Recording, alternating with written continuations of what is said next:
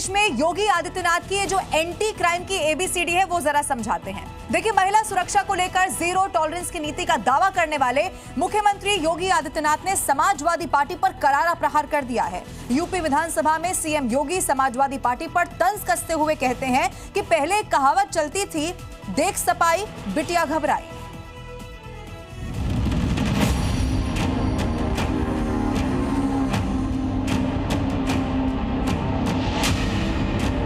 आपके समय में तो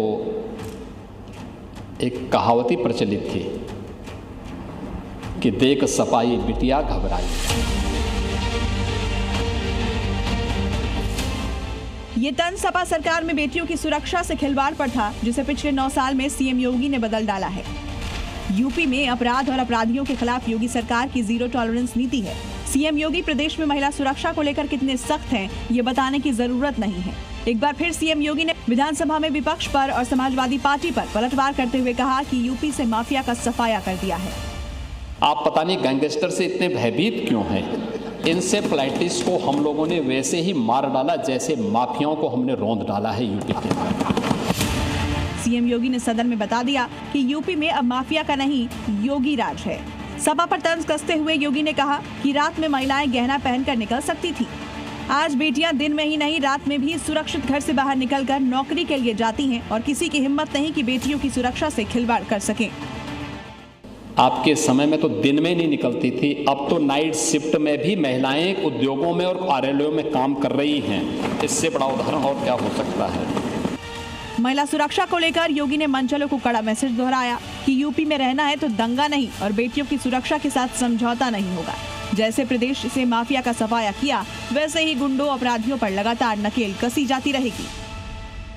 देखिए, भारत में रहना है तो राष्ट्रगीत वंदे मातरम तो गाना ही होगा और जो इसका विरोध करेगा उसे भारत की धरती पर रहने का कोई हक नहीं है। जिस तरह विपक्ष सड़क से सदन तक वंदे मातरम गाने का विरोध कर रहा है, उन सब को लेकर सीएम योगी आदित्यनाथ ने एक लाइन में सब कुछ समझा दिया है। सीएम योगी का ये जो मैसेज है वो उन मजहब के ठेकेदारों को भी है जो कि मुसलमानों को बरगलाने में इस वक्त लगे हुए हैं। 4.5 करोड़ श्रद्धालु। सीएम योगी जब सदन में बोलने आए तो अपने उसी फ्रंट फुट वाले अंदाज में दिखे। एक एक कर विपक्ष को हर मुद्दे पर धो डाला।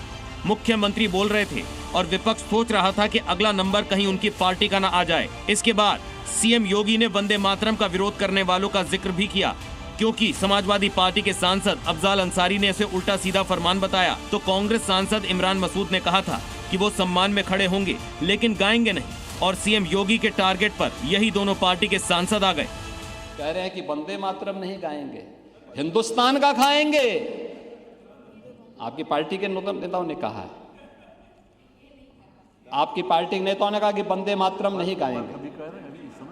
हाँ, समाजवादी पार्टी के भी एक सांसद ने कहा है और कांग्रेस के भी एक सांसद ने कहा है। जो व्यक्ति वंदे मातरम का विरोध करता है, कान पकड़ करके उसको धक्का देकर के बाहर करना चाहिए। यानी मैसेज क्लियर है कि भारत में रहना है तो वंदे मातरम का सम्मान भी करना होगा और गाना भी होगा, और जो उसका विरोध करे उसे धक्का देकर बाहर करना होगा।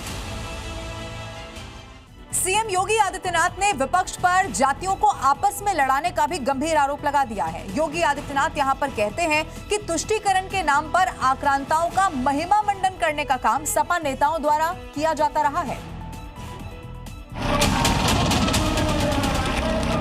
विपक्ष को तुष्टीकरण के मुद्दे पर घेरते हुए सीएम योगी ने समाजवादी पार्टी के नेताओं पर गिरगिट वाला अटैक किया। क्या कहा, आप भी सुनिए। उन जातियों को आपस में लड़ाने का काम, लेकिन तुष्टीकरण के नाम पर आक्रांताओं को महिमा मंडन करना आज इस समाजवादी आंदोलन का मुख्य धंधा बन गया है। कब रंग बदल दे कोई भरोसा नहीं होता। यानी गिरगिट भी आज पश्चाताप करेगा कि समाजवादी मुझसे भी आगे निकल गए हैं। सुना आपने, सीएम योगी ने कहा कि अब प्रदेश में तुष्टीकरण की राजनीति नहीं चलेगी।